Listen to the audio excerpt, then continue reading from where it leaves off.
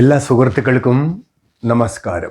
പ്രിയ മാതാപിതാക്കളെ, നിങ്ങളോട് എനിക്ക് വളരെ പ്രധാനപ്പെട്ട ഒരു കാര്യം പറയാനുണ്ട്. കേൾക്കുമ്പോൾ നിങ്ങൾ വിചാരിക്കും ഇത് വലിയ പ്രധാനപ്പെട്ടതൊന്നും അല്ലല്ലോ. അങ്ങനെ അല്ല. ഇത് എൻ്റെ എക്സ്പീരിയൻസ് ആണ് ഞാൻ ഷെയർ ചെയ്യുന്നത്.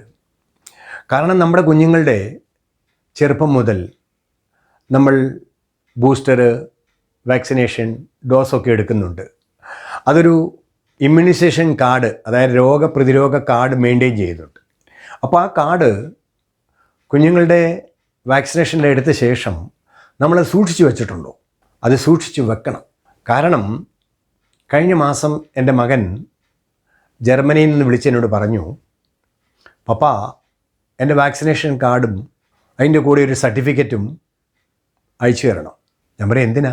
അപ്പോൾ പറഞ്ഞു, ഇവിടെ ബയോളജിക്കൽ ലാബിൽ പ്രാക്ടിക്കൽ ചെയ്യണമെങ്കിൽ ആ യൂണിവേഴ്സിറ്റി ചോദിക്കുന്നു, ഈ ചെയ്യുന്ന സ്റ്റുഡൻറ്റ് സെൽഫ് വാക്സിനേറ്റഡ് ആണോ ഫ്രം ബിഗിനിങ്. അപ്പം ഞാൻ ഓർത്തടാ, അപ്പോൾ എന്തോ ചെയ്യും?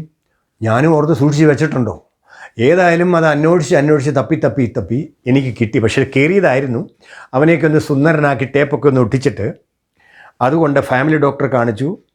1-2 സ്ഥലത്ത് സൈൻ ഉണ്ടായിരുന്നു. ഒരു മെയിൻറ്റെയിൻ ചെയ്തു, ഒരു സർട്ടിഫിക്കറ്റ് ഉണ്ടാക്കി തന്നു.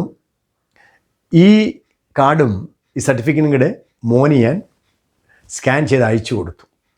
അപ്പം ഞാൻ വിചാരിച്ചു, എന്നാൽ ഈ മെസ്സേജ് ഒരു വീഡിയോയിലൂടെ പേരൻസിനോട് പറയാം.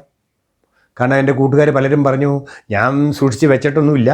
ചിലർ പറഞ്ഞ് കാണും, ചിലർ പറഞ്ഞ് ഇപ്പോൾ കൊച്ചു ചെറുതല്ലേ, ഞാൻ വാക്സിനേഷൻ എടുത്തുകൊണ്ടിരിക്കുക. എനിഹാവ് എൻ്റെ റിക്വസ്റ്റ്, ആ കാർഡ് നിങ്ങൾ സൂക്ഷിച്ച് വെക്കണം. കുട്ടികളുടെ മുന്നോട്ട് അവരുടെ ജീവിതത്തിന് സപ്പോർട്ട് ചെയ്യുന്ന ഒരു ഡോക്യുമെൻ്റാണ്. പല കൺട്രീസിലും പല യൂണിവേഴ്സിറ്റിയും പല രീതിയിലുള്ള മാനദണ്ഡങ്ങളാണ് ഫോളോ ചെയ്യുന്നത്. ആയതിനാൽ ഈ വീഡിയോയിലൂടെ ഞാൻ പറയാൻ ഉദ്ദേശിക്കുന്നത്, ഇമ്മ്യൂണൈസേഷൻ കാർഡ് നമ്മൾ സൂക്ഷിച്ചു വെക്കുക. മുന്നോട്ട് നമ്മുടെ കുട്ടികൾക്ക് അത് ആവശ്യം വരും. ഈ വീഡിയോ കണ്ട് ഇഷ്ടപ്പെട്ടാൽ മറ്റുള്ളവരിലേക്ക് ഷെയർ ചെയ്യണം. അടുത്ത വീഡിയോയുമായി പെട്ടെന്ന് കാണാം. നന്ദി, നമസ്കാരം.